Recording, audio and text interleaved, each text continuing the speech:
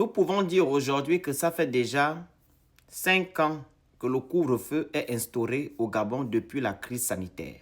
Et le Gabon reste le seul pays qui a toujours maintenu son couvre-feu, sachant que d'autres l'ont levé.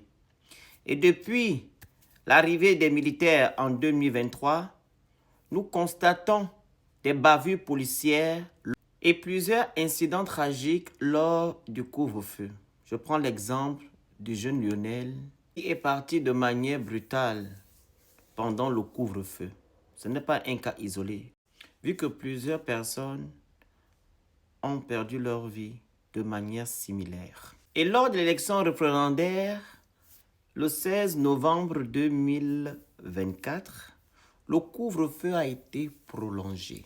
Et entre la nuit du 13 au 14 décembre 2024, il y a eu 350 jeunes qui ont été arrêtés parce qu'ils n'ont pas respecté l'heure de couvre-feu.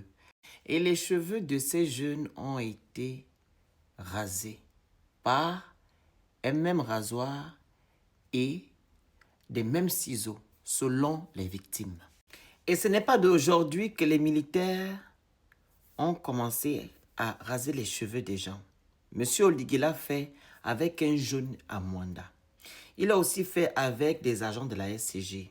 Et c'est maintenant une habitude.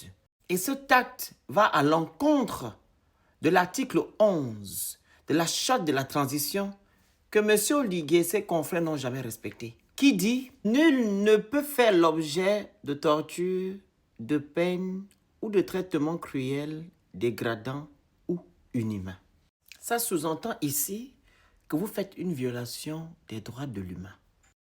Et vous êtes en train d'instaurer un climat de peur dans notre pays, le Gabon.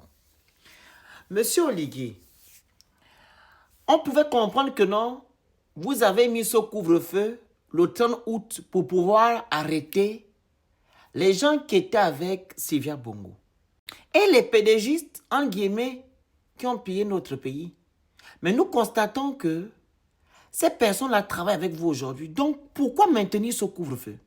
Pourquoi? Et là, maintenant, vous le prolongez parce que vous êtes en train de faire une cabale à votre ami. Et les Gabonais doivent subir ça. Pourquoi? Au point que les Gabonais se retrouvent dans une prison à ciel ouvert. Oui, car ils n'ont plus leur droit de liberté.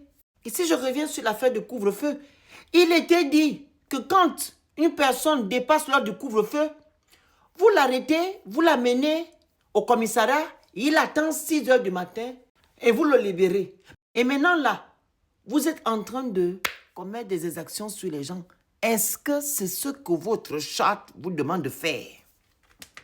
C'est ça la restauration de la dignité des Gabonais? Mais non, il faut vous revoir. Alors, monsieur Oligui, il faut dire à vos militaires de laisser les Gabonais en paix. Ils ont assez souffert. Sinon, ce même peuple-là va se retourner contre vous. Oui, c'était juste un conseil. Merci.